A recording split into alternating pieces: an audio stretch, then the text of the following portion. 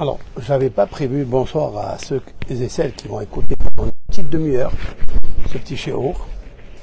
Je n'avais pas prévu du tout de faire un cours, puisque ce soir il y aura un live à 8h30, 20h30. Et là je profite d'une petite demi-heure avant la tombée de la nuit.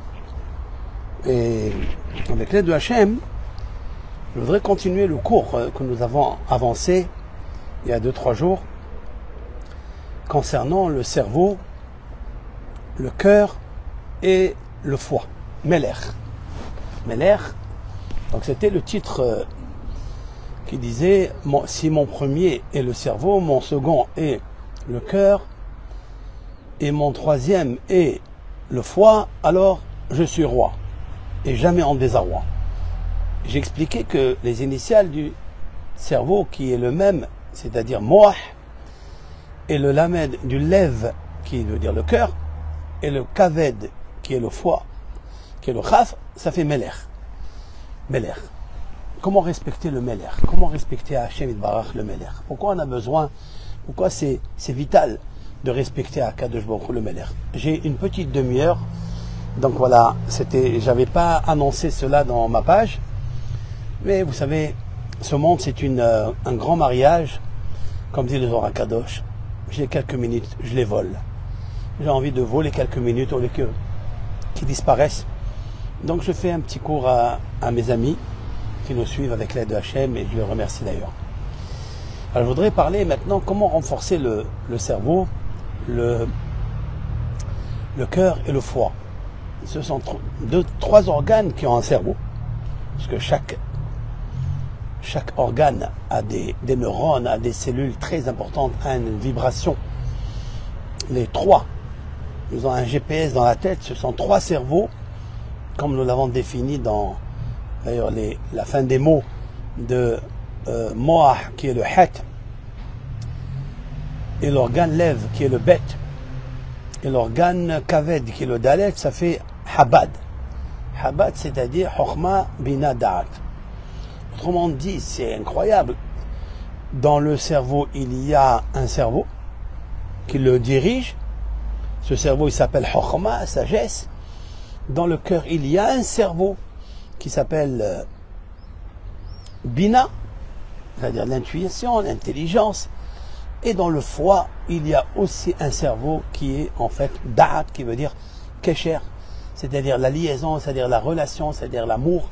C'est en fait dans le foie. Ça dépend qu'est-ce qu'on aime. Si on aime les belles choses de ce monde, c'est-à-dire qu'elles sont fictives, eh bien, on engraisse le foie et le foie il tombe malade et il s'imprègne de toxines ou toxiques, etc. Et il va abîmer le reste du corps. Mais si on fait attention au cerveau, alors maintenant, le vrai commandant, c'est en fait le cerveau, parce que le cerveau, il est dirigé par Chokhma. Chokhma, ça veut dire c'est elle la créatrice de ce monde. Si l'on peut définir l'éternel, c'est en fait la sagesse initiale, primordiale, Insof de Hachem Yitbarach. Nous devons lui demander à Hachem à chaque instant, Chokhma Bina Veda'at, donne-moi s'il te plaît, je te demande avec tout mon cœur, avec toute mon âme, donne-moi de la sagesse. Je vais vous lire 2 passages dans les proverbes du roi Salomon, l'homme le plus sage des êtres, et qu'il n'y avait aucun homme et il n'y aura aucun homme sage comme le roi Salomon. Dans son chapitre des proverbes 6, chapitre 6, dans le verset 23, le roi Salomon dit quelque chose de fantastique.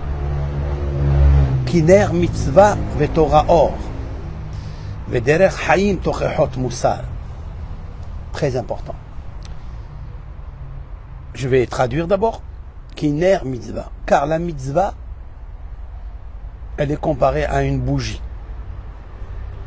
Ve'torah, la Torah, qui est plus vaste, puisque chaque mitzvah est incluse. Elles sont 613, elles sont incluses dans la Torah. Donc la Torah englobe toute la sagesse de Dieu avec Tariag, 613 membres, 248 membres os et 365 nerfs et vaisseaux. Ça, c'est toute la Torah matérielle et spirituelle. Chaque mitzvah de la Torah positive a une lumière. Cette lumière est une bougie pour éclairer un os. Lorsque cette mitzvah est renforcée, la lumière est renforcée, elle alimente l'os. Il y en a 248 lois positives, c'est-à-dire 248 bougies. Des bougies à une lumière intense, à une lumière très puissante. Maintenant, la mitzvah, donc, elle ressemble à une bougie. Je vais l'expliquer de suite. Et la Torah ressemble à la lumière. La suite du verset, il y a un troisième volet. Vederech Haïm, le chemin de la vie. Torehot Moussar, ce sont les réprimandes de l'éthique et de la morale. Lorsqu'on contemple la Torah, on conclut trois choses. Que la bougie est une mitzvah. L'étude de la Torah est une lumière. Et elle englobe aussi plusieurs anecdotes qui nous enseignent que quand on n'a pas employé la bougie comme il se le doit, comme l'Éternel a recommandé, eh bien on est perdu et on faute et il arrive des catastrophes dans le monde. Alors, comment éviter ces catastrophes? La Torah elle nous dit, prends ma bougie, c'est la mitzvah. Contemple-la, tu verras que je suis là. Étudie la Torah et tu verras que je suis là. Maintenant, tu as oublié d'étudier la Torah. Donc tu m'as oublié. Tu as oublié de faire la mitzvah. Tu m'as oublié. Maintenant, regarde, le troisième volet, c'est Torehot Moussar. Je vais te faire des réprimandes. Et c'est ce qui se passe dans la Torah. On voit que la Torah, elle réprimande l'homme, mais pas pour le punir, c'est pour le corriger, le ramener vers Dieu. Parce qu'en fait, on n'a pas vraiment compris qui est Dieu, qui est l'Éternel. C'est la raison pour laquelle on ne peut pas se poser des questions, mais pourquoi il arrive ça et pourquoi il arrive ça? Est-ce que tu sais qui est l'Éternel? Alors bien sûr qu'on ne sait pas qui est l'Éternel, mais est-ce que Dieu a fait quelque chose pour que je sache qui il est? La réponse est oui. Qui ner mitzvah. Ce monde, c'était ténèbres. Ce monde a beaucoup d'épreuves, dans tous les sens. Et les épreuves sont innombrables, incomptables. Et on n'en finit plus. Et ils sont là pour que tu puisses, grâce à ces épreuves, monter et s'élever dans ton esprit, c'est-à-dire dans le moah, chokhmah, dans la bina qui est le cœur, et dans le da'at, de demander à ton foie de ne pas trop exagérer des esprits maléfiques qui se trouvent dans chaque matérialité interdite de la Torah. Donc la Torah est une grande lumière. Et l'esprit, en fait, il a la chokhmah, il a la sagesse. La différence qu'il y a entre une mitzvah et l'étude de la Torah qui est une lumière, explique le Maharal de Prague, au XVIe siècle. Rabbi Yehuda Levi, de mémoire bénie, qui a vécu à Prague, il a dit quelque chose d'extraordinaire. Il dit, quand on prend une mitzvah, l'Éternel nous a recommandé, par exemple, de mettre les téphilines ou d'allumer une bougie pour les femmes tous les Shabbats, les fêtes. Il faut savoir quelque chose, que chaque mitzvah, elle est attachée, reliée avec une matérialité, avec une matière grise qui est de ce monde. On est attaché à ce monde. La Torah, elle te dit, ok, prends une bougie, prends la cire, prends de l'huile et mets. Donc l'huile, c'est quoi? L'huile, c'est du matériel. Après, prends une mèche, mets-la dans l'huile et allume une allumette. Et cette flamme-là, elle est lumineuse, elle est spirituelle. Tout le temps que le matériel existe, la lumière est allumée. le matériel disparaît, se consume, alors la lumière disparaît. C'est ça la mitzvah. Quand tu fais une mitzvah des téfilines, ou quand tu prends une mitzvah de soukha, ou quand tu prends une mitzvah de matzah, tu manges la matzah, une fois que tu as mangé la matzah, c'est fini, c'est disparu. Au moment où tu as accompli la mitzvah, tu es content, parce que tu as obéi par ton esprit, par ton cœur, ce que Dieu t'a recommandé. Toutes les mitzvot ont un support matériel. Le support, tant qu'il est là, alors la mitzvah existe. Mais dès que tu finis la mitzvah, elle disparaît. Mais elle a une grande valeur. C'est la raison pour laquelle il ne faut jamais laisser passer une mitzvah. Dès qu'elle se présente à toi, fais-la, parce que tu ne pourras plus la refaire. Si quelqu'un, aujourd'hui, il a mis ses téfilines et il a fait le Kriyat Shema 2 fois, le matin et le soir, il a accompli 2 mitzvot incroyables.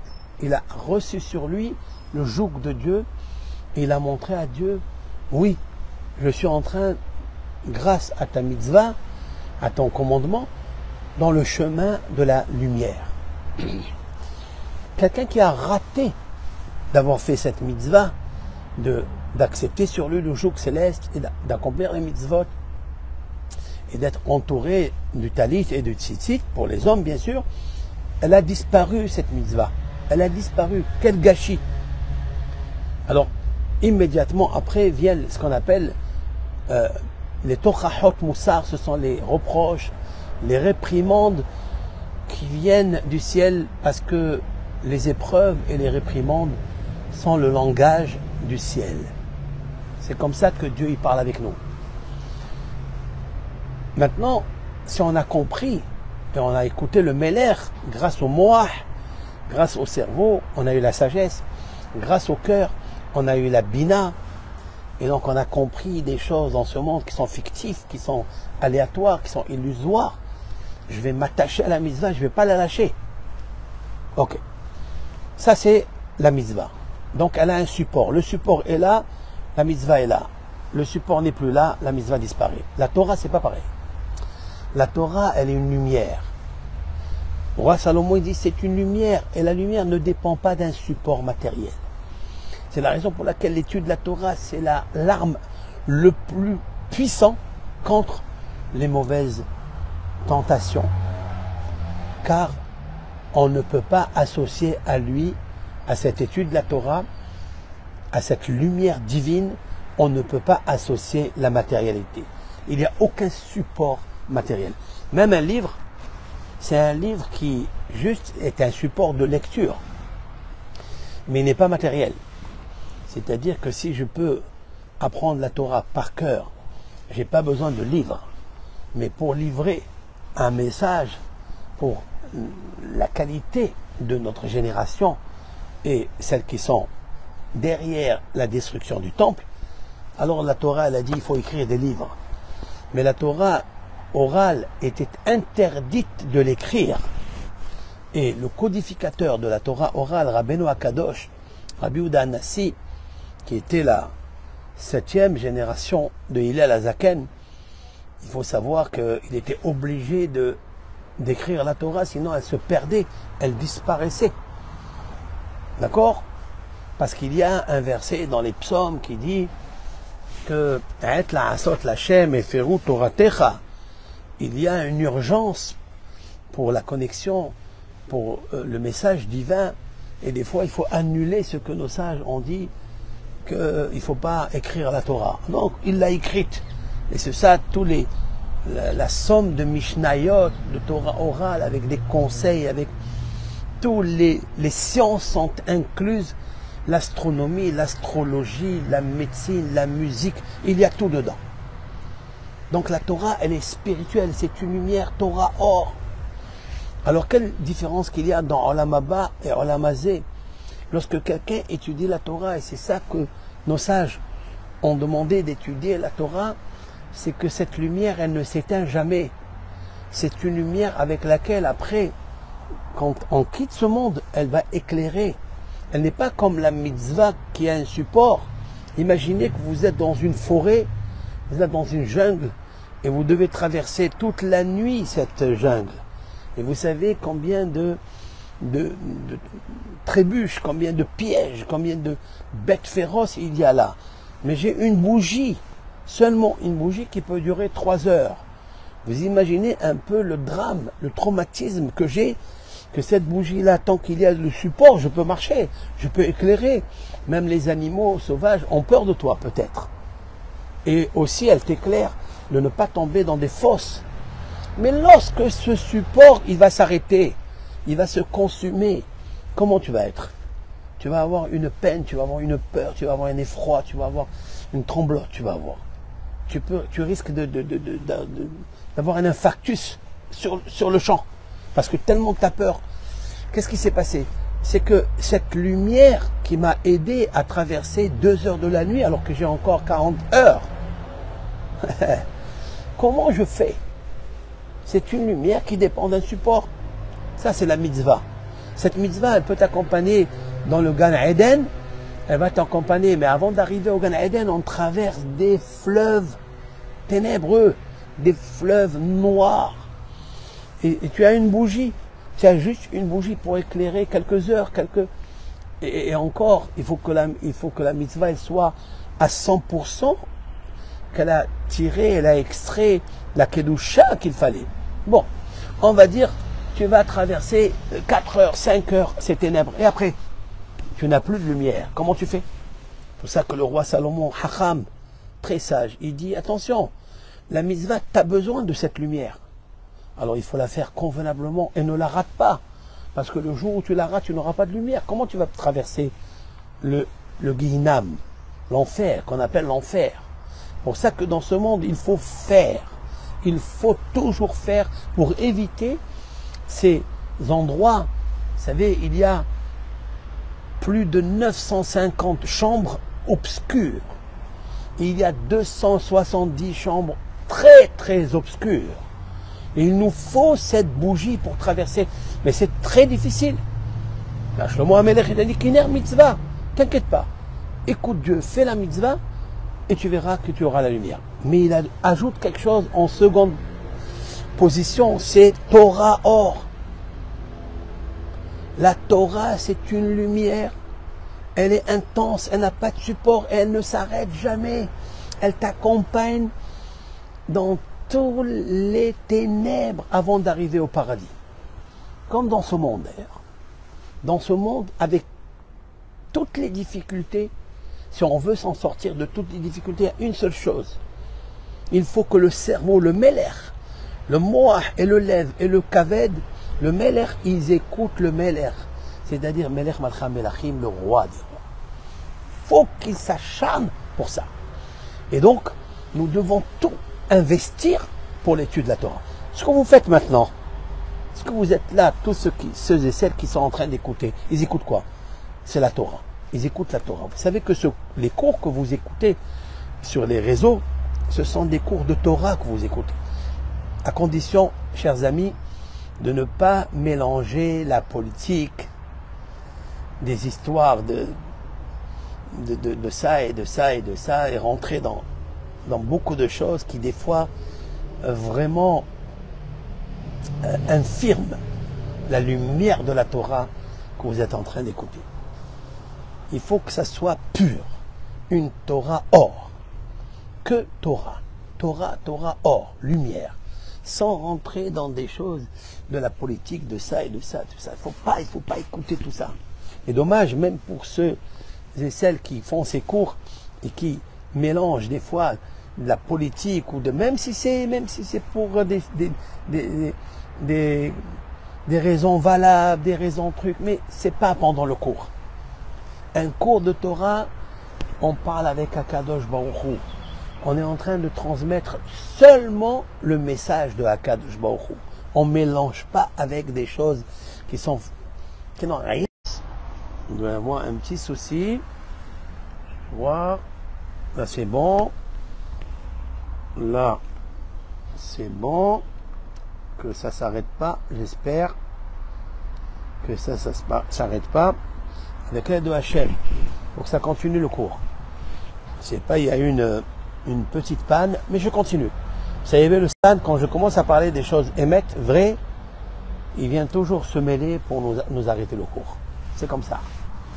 Tous les cours de circonstances, il est là pour empêcher et mettre des ténèbres dans le shiur de Torah.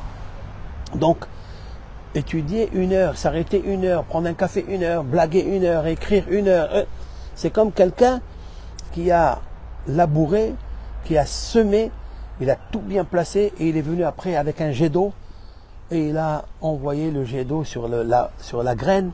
C'est sûr qu'il va sortir que de zéro. Il ne sortira aucune plante de ça. Donc il ne faut pas se planter. Au moment où on se plante à dire les divrei Torah, il faut écouter que divrei Torah. Ne rentrez pas dans autre chose. Avec l'aide de Hachem. Baruch Hashem. Surtout la politique, le Rav Hida, alav shalom, mon maître par excellence, même que je ne l'ai pas connu, mais c'est mon maître qui m'a enseigné beaucoup de Torah il y a 220 années, 226. Il a écrit 83 livres et sa Torah, elle est pure, elle est énorme. Il a dit dans son livre, Ma'agal Tov, ce sont des écrits, ce sont des journaux qu'il a écrits, tout ce qu'il a vécu en Europe pendant ses 2 voyages. Et à l'âge de... Il était très très jeune quand il a voyagé, il avait 23 ans. Et le Rav était reçu de partout. Et il a dit, mais j'ai rencontré tel et tel, trop de politique là et là. Il a dit, Arura politica. Arura. Elle est maudite la politique. Elle est maudite. Celui qui rentre dedans, Dieu préserve. Alors bon, elle est maudite, etc. Mais celui qui fait rentrer la politique dans l'étude de la Torah, c'est pire. Il est poli, mais il a un tic. Il a un grand tic. Mais l'éthique, la vraie éthique et la vraie morale, c'est d'entendre le message de Dieu, les lèvres de Dieu parler. Il nous parle, Dieu. Donc il nous dit que la mitzvah, c'est une lumière. Mais ça ne suffit pas. Cette lumière, elle va s'éteindre quand le support n'est pas là. Regardez la mitzvah de la matzah. La mitzvah de la matzah, on a fait matzah, mais c'était pendant 7 jours de Pessah. Le support est fini, la mitzvah est arrêtée. Toutes les mitzvot, c'est comme ça. On a besoin de prendre du matériel pour accomplir la mitzvah. Mais l'étude de la Torah, elle ne s'arrête pas. C'est à jamais. L'étude de la Torah, il faut favoriser cette arme sophistiquée. J'ai besoin de cette lumière de la Torah. Alors après, il dit, Torehot Moussa, tu n'auras plus besoin des réprimandes. Parce que quand tu étudies la Torah, sincèrement, elle t'éclaire le Meler. Elle t'envoie de la lumière, de la vibration pure. Elle t'envoie une électricité très pure, qui ne te fait pas mal, qui ne te brûle pas. Et grâce à cette lumière, tu vois droit, tu vois qui est Hachem. Dans un arbre, un olivier, tu vois ses racines, tu vois ce tronc, tu vois ses feuilles, tu vois ses branches, tu vois ses fruits. Tu te dis, mais c'est ça Hachem. C'est ça Kadosh Baruch Hu, il est comme ça. C'est comme ça qu'il faut le voir. Le monde entier est une grande lumière de Torah. Et Akadosh Baruch Hu, il est de partout. Comme quelqu'un m'a dit, Rav, où vous voyez Akadosh Baruch Hu? Je lui ai dit, mais où tu ne le vois pas? Mais où tu ne le vois pas? Tu as un problème de Meler. Le cerveau, il n'y a pas de cerveau dans le cerveau, il n'y a pas le Habad, il n'y a pas le Chokhma à l'intérieur. Il n'y a pas la bina balev, il n'y a pas le da'at, c'est la connaissance, c'est l'amour, c'est la liaison. Ce sont ces 3 choses qui amènent l'homme à la connexion avec Hachem. Et la connexion, je n'ai pas besoin de faire des efforts pour l'avoir. J'ai besoin juste d'être serein. Tu peux recevoir tout ce que tu désires, mais à une condition, que tu dises, il ne me manque rien, je suis comblé. Un homme, il peut changer son cerveau, il peut changer la manière de vivre, son paradigme, il peut le changer avec une condition de dire, il me manque rien, j'ai tout, j'ai l'abondance. Plutôt, pas j'ai l'abondance, parce que chacun a la définition de l'abondance, il la comprend comme il veut, et comme son caractère, et comme ses besoins et ses manques. Mais il faut être l'abondance. Ça veut dire, je suis l'abondance. Je suis l'amour. Je suis la paix. L'amour, il ne faut pas la chercher. Tu ne vas pas la trouver. Il n'y a pas d'amour. Dans ce monde, sachez qu'il n'y a pas d'amour. Ça n'existe pas.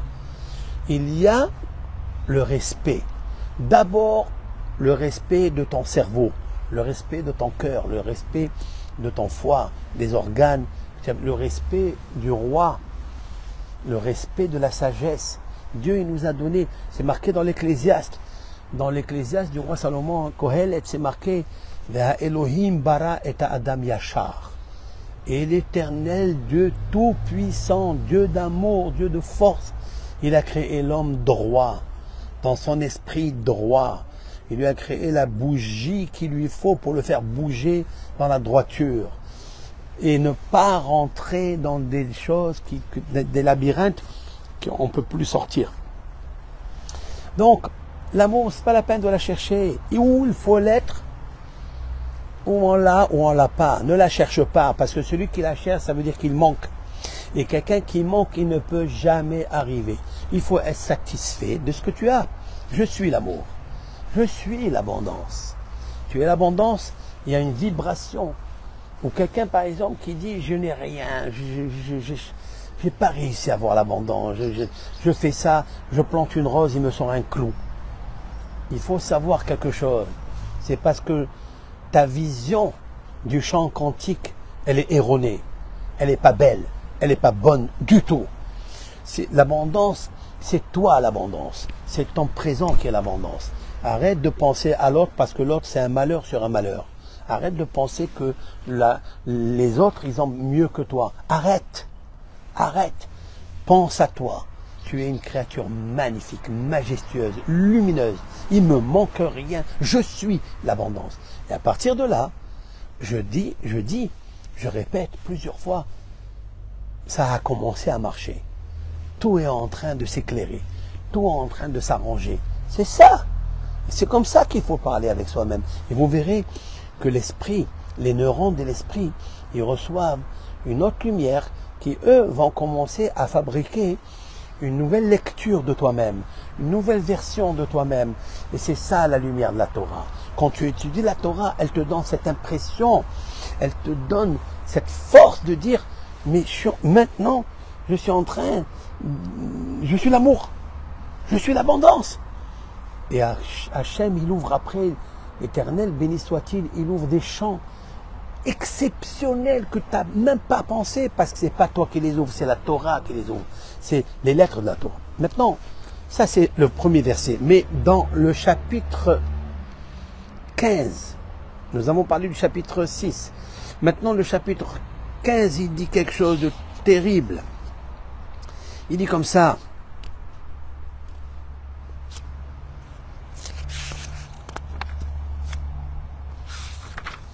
Simha leish. Simha leish. Écoutez ça, c'est très important. La joie d'un homme, bema'ane piv, c'est dans les argumentations, les arguments de sa bouche. Ça veut dire que quand tu vois un homme parler, tu peux savoir si, en fait, il est un cœur joyeux. Est-ce qu'il est la joie ou il cherche la joie? Vedavar binato matov. Davar beito matov. Il dit, quand une chose, elle arrive en son temps, combien c'est bon. J'ai traduit, mais cette traduction, a priori, elle n'a ni tête ni queue. Il parle de la joie qui est dans la réponse, dans les arguments qu'un homme peut donner. C'est vrai que quand on te pose une question et tu arrives à dévoiler la vérité et donner à l'autre la lumière, c'est vrai que tu es content. À quel moment un homme il a la joie? C'est quand il sait répondre. Quand quelqu'un réussit à ses examens, c'est qu'il a su répondre à l'oral ou à l'écrit. Et il est heureux. Il dit, tiens, j'ai réussi à éclaircir cette idée. Un homme, quand il cherche la vérité, il l'a dans sa bouche. Alors il a la joie dans sa bouche. Vedavar be'ito matov, c'est-à-dire la chose qui vient en son temps. Quand tu programmes qu'elle arrive en son temps, tu es content, tu es heureux. Et là, il dit après un verset très puissant. Ora Haïm, le chemin de la vie. Les ma'la, les maskil. Pour les ma'la, ça veut dire il est en haut. Les maskil pour celui qui est sage. Celui qui est sage, celui qui contemple, qui réfléchit avec son cerveau, avec le cerveau de la sagesse, qui est le cerveau du cerveau, avec le cerveau de l'intuition, qui est le cerveau du cœur, avec le cerveau du foie, même s'il a des appétits, parce que je vous ai dit que le temple des appétits, tous les appétits matériels qui entraînent l'homme à la chute, à l'échec, il faut savoir qu'ils sont ici dans le foie. Il est complètement nefesh. Nefesh abahmit, elle demande l'âme, elle a l'appétit, l'âme végétative, elle a l'appétit, elle veut beaucoup de choses. Comment calmer tout ça? Il dit, Orahaim, tu veux vivre une vie saine et droite et belle, sereine. Les mâles, regarde toujours en haut. Les masquils, car tu t'agis, tu contemples les hauteurs, le firmament céleste, les mâles. Je vais expliquer. Les ma'an sur mi-sheol mata, afin de fuir et d'éviter le sheol, c'est-à-dire les ténèbres, les profondeurs des abîmes qui se trouvent en bas. Il y a ici plus de 2000 explications sur ce texte-là du roi Salomon, plus de 2000 explications. J'ai choisi de vous donner une déjà, et peut-être deux s'il fait encore jour. Et comme on a la Torah, c'est la lumière, donc il fait toujours jour. D'abord l'explication de Rashi. Rashi nous dit la chose suivante. Ora haïm les ma'ala les maskin. Si quelqu'un veut, ora c'est le chemin. Haïm de la vie, les ma'ala les maskin. Ça veut dire que mo, sérafim omdim mi ma'alo. כלומר, לפני החכם, כשותא ומוכנת אור החיים. Il dit comme ça, devant le sage, la vie et le chemin de la vie, il est clair devant ses yeux. Il faut arriver à éclaircir quel est le chemin de la vie. Alors, la vie, on sait que tout le monde vit, et chacun sa définition. Autant d'êtres humains dans le monde, ils ont leur définition, qu'est-ce que la vie. Mais à toi, par exemple, tu es sage, tu prends un keshet, c'est-à-dire une flèche, tu prends une plume, parce que le keshet, qui veut dire l'arc, c'est aussi kshut, kshut c'est l'embellissement, c'est aussi en araméen la vérité. Il faut que tu arrives à la vérité. Maintenant, tu n'es pas capable de savoir où est la vérité, prends une plume, prends un arc, prends avec des flèches, la flèche c'est l'encre. Tu vas prendre une feuille, tu vas marquer pour toi, personnel. Tu vas arrêter d'écouter l'un, l'autre, celui-là, tel rave, tel psychologue, tel médecin, tel ami. Qu'est-ce que pense le neurone, la chokhma que Dieu t'a donné à toi, à toi? Arrête d'être dépendant des autres. Sois responsable et indépendant. Tu es un maskil, Dieu t'a donné le sechel yachar, droit. Prends une plume, tu dis qui suis-je?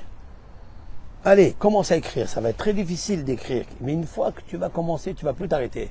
Parce que le fleuve des vibrations, des neurones, ils vont se mettre à marcher. Parce que tu as demandé à Dieu, je veux connaître la vérité de ce monde. Alors il te répondra, Dieu, les ma'la. Orahaim, les ma'la. Dieu, il se trouve en haut. Ça veut dire quoi? Ça veut dire que ton âme, elle vient d'en haut. Elle ne vient pas d'en bas.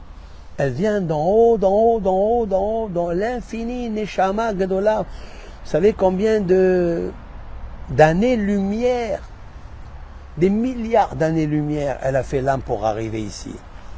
Alors vous allez me dire que Hachem Itbarach, il nous a envoyé des années-lumière avec cette lampe lumineuse, Chokhma, Bina, Da'at, Habad. Il nous a envoyé pour faire ici, pour coudre des boutons, pour faire des ourlets. Il nous a envoyé ici pour le connaître. Alors il te dit, les ma'ala, regarde toujours les ma'ala, regarde. Orahaim.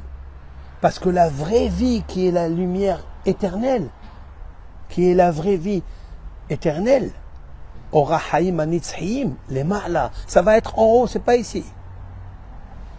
Les Ma'an, Sour mi Sheol Mata, afin que tu puisses éviter le Sheol, que tu puisses descendre dans les ténèbres, après, je ne sais où tu vas y aller. Ça, le roi Salomon, il dit. C'est magnifique. Donc, comment savoir si tu es parmi ceux qui réfléchissent à savoir que ta finalité, ton but va être à connecter avec Dieu, les Ma'la, ou Hasve Shalom, tu es les matins. Qui ner mitzvah avec Torah. Oh, quand tu as la bougie de la mitzvah, quand tu l'accomplis, tu rates aucune journée. Tu fais du hesed, tu fais du bien avec l'autre, tu fais des mitzvot, beaucoup de mitzvot. Quand tu étudies la Torah, tu écoutes un shiur, tu le répètes pour bien le comprendre, tu dis mais qu'est-ce qu'il a dit, qu'est-ce qu'il n'a pas dit. Alors sache que tu évites le Sheol, tu évites celui qui est en bas, tu montes vers le haut parce que la Torah elle te fait monter. Comme c'est marqué dans la Mishnah, Omeromamto al kol ma'asim. Tu peux faire des belles actions, des bonnes actions, c'est magnifique. Mais la Torah elle te fait monter plus que toutes les autres actions. Si on réunit toutes les bonnes actions sur un plateau de balance et on met à côté l'étude de la Torah, elle t'élève plus que tous les autres. Mais Torah or, la lumière de la Torah, tu dois pleurer. Tu dois pleurer devant Hachem. Tu vas aller dans le Hechal, tu ouvres les Sepharim, Sifrei Torah, et tu pleures, tu dis Hachem, donne-moi la Chokhmah. Tous les jours, tu as 3 prières. La première des demandes, c'est Ata Honel Adam Ta'at. Toi, l'Éternel, tu donnes à l'homme la sagesse, c'est-à-dire en fait l'amour, la connaissance.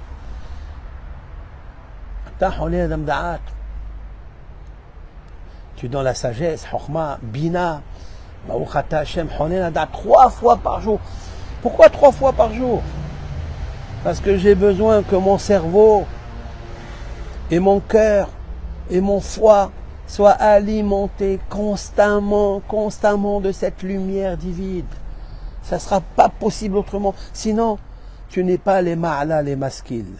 Tu ne vas pas s'agir et tu ne vas pas monter vers le haut. Tu ne vas pas comprendre que l'âme, elle va monter un jour devant Hachem. Sa lumière, sa magnificence, elle va être proche de lui. Ou, Hazve Shalom, elle va être reléguée, je ne sais où. Les ma'an, sourds, Mishéol Mata, afin que tu vas être sauvé de celui qui est en bas de l'enfer. Dieu préserve. Alors, qu'est-ce qu'il doit faire?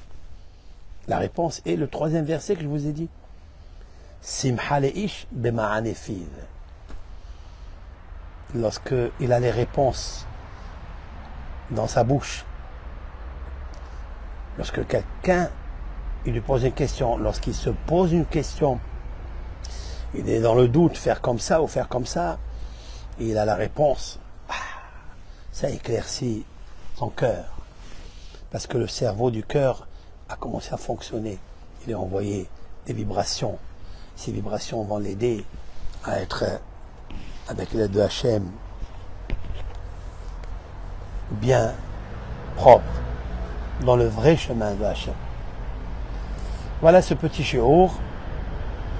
Que Hachem vous aide, que Hachem vous bénisse, qu'il nous donne surtout la santé. Il faut prier beaucoup pour la santé. Et qu'il nous sauve de toutes ces guerres-là, tous ces problèmes qui surgissent dans le monde. Ce sont les langages de Dieu. Sfat Hashamaim, c'est les lèvres du ciel qui parlent. Quand les lèvres du ciel parlent, c'est jamais artificiel. Il nous envoie Torahot Moussar, des réprimandes d'éthique et de morale.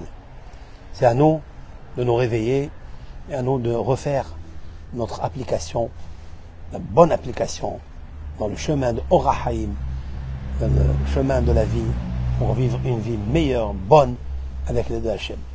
Si on peut, chacun, rendre le monde meilleur, aider les gens et les créatures à s'avancer vers leur Créateur, c'est la plus belle société immobilière que tu peux créer pour l'immobilier du monde futur. C'est la meilleure des choses. Tout ça, tout le reste, rien du tout. Voilà, chers amis, Kol Tov, Bracha, V'Aslah.